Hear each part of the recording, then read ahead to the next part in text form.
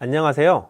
2027학년도 학부모 진학 코칭 아카데미 대학 입학 전형 상식을 맡은 제주제일고등학교 교사 홍채훈입니다.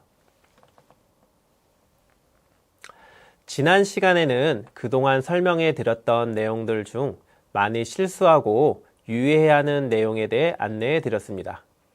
아직 영상을 시청하지 않으신 분들은 10분 내의 시간이니 반드시 시청하면 좋을 것 같습니다.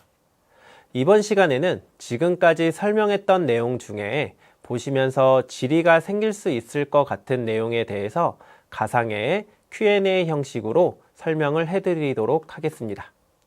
그러면 시작하도록 하겠습니다. 첫 번째 질문입니다. 카이스트 지원 시 선택 제출 자료는 꼭 해야 할까요?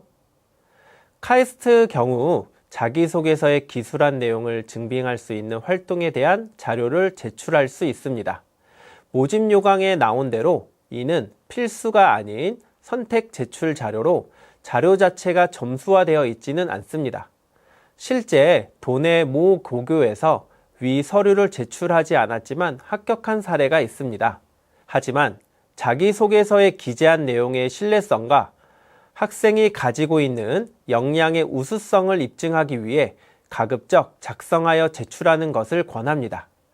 단, 학교장 추천 전형의 대학 수학능력시험 6월 모의평가 성적표의 경우에는 표준 점수를 잘 확인하여 카이스트에 진학하는 학생들의 학업 역량을 고려하여 우수성을 입증할 수 있을지를 판단한 뒤 제출 여부를 결정할 필요가 있습니다. 두 번째 질문입니다. 고등학교 3학년 생활기록부를 출력할 수 있나요? 제가 교직에 있으면서 많이 문의를 받았던 사항입니다. 항상 여름방학, 학년이 끝나는 겨울방학에 당해 연도 생활기록부를 볼 수 있냐는 문의가 많았습니다. 당연히 당해 연도 내용이 기재된 생활기록부는 학생, 학부모님이 출력하실 수가 없습니다. 3학년이라고 예외는 아닙니다. 3학년 역시 3학년 중간에 당해 연도 활동 내용이 기입된 생활기록부를 출력할 수는 없습니다. 하지만 예외의 경우가 존재합니다. 9월 초 8월 30일까지 학생의 활동이 기록된 생활기록부를 바탕으로 온라인 대입 자료를 생성하고 등록을 합니다. 이를 통해 대학에서는 원서 접수한 학생들의 성적, 생활기록부 기재 내용을 확인하고 평가할 수 있는 것이죠.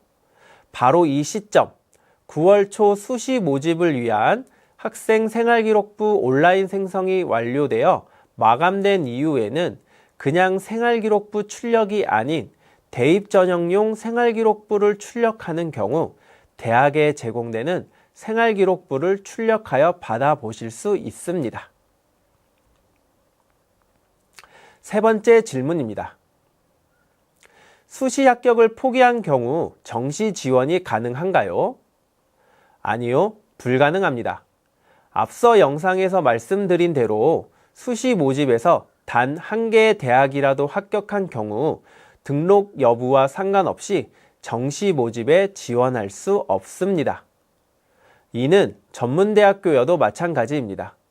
하지만 카이스트, 경찰대, 사관학교 등 일부 대학은 수시에 합격하더라도 정시 모집에 지원할 수가 있습니다. 더욱이 위 대학은 합격자 등록을 한 경우에도 등록을 취소하지 않더라도 정시 모집에 지원 가능합니다.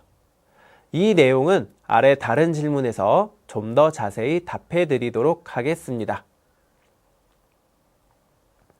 네 번째 질문입니다. 원서 접수에 오류가 있는데 괜찮을까요? 만약 아직 원서를 작성한 뒤 저장만 하고 결제를 안 한 상태라면 얼마든 수정할 수 있습니다. 하지만 결제까지 완료된 상태라면 원칙적으로는 수정할 수가 없습니다. 그래서 사전에 공통 원서 및 대학 원서를 작성할 때 꼼꼼하게 살피고 신중하게 결제를 해야 합니다. 하지만 원서 결제 이후에도 간단한 개인정보의 경우 수정이 가능한 경우가 있습니다.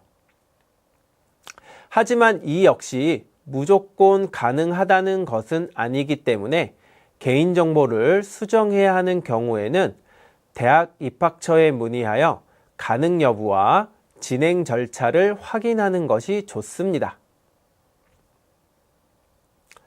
5번째 질문입니다. 수시 전형에서 카이스트에 합격했는데 정시 모집에 지원 가능할까요? 앞의 질문과 연결하여 답해 드리도록 하겠습니다. 아까 질의에 의하면 일반적으로 수시 전형에 합격한 경우 등록 여부와 상관없이 정시 모집에 지원이 불가능합니다. 단, 아래에 말씀드린 대학의 경우에는 지원이 가능합니다. 첫 번째, 특별법에 설치된 대학은 가능합니다. 흔히 말하는 과학기술원인 카이스트, 유니스트, 지스트, 디지스트, 그 외에도 사관학교, 경찰대학교, 한국예술종합학교, 한국방송통신대, 한국전통문화대, 한국농수산대, 한국폴리텍대가 있습니다. 두 번째, 전공대학으로 국제예술대, 백석예술대, 정화예술대가 있고, 세 번째, 기타 대학으로 태제대학교가 있습니다. 아래 간단한 예시를 보겠습니다. 첫 번째, 카이스트 수시 합격 학생은 제주대학교 정시 원서 접수가 가능합니다. 이때 등록 포기가 불필요합니다. 두 번째, 제주대학교 수시 합격 학생은 카이스트 정시 원서 접수가 가능합니다. 이때도 등록 포기가 불필요합니다. 세 번째, 전문대학교 혹은 산업대학교 수시 합격 학생은 등록 여부에 상관없이 정시 원서 접수가 불가능합니다. 이를 표로 정리하면 다음과 같습니다.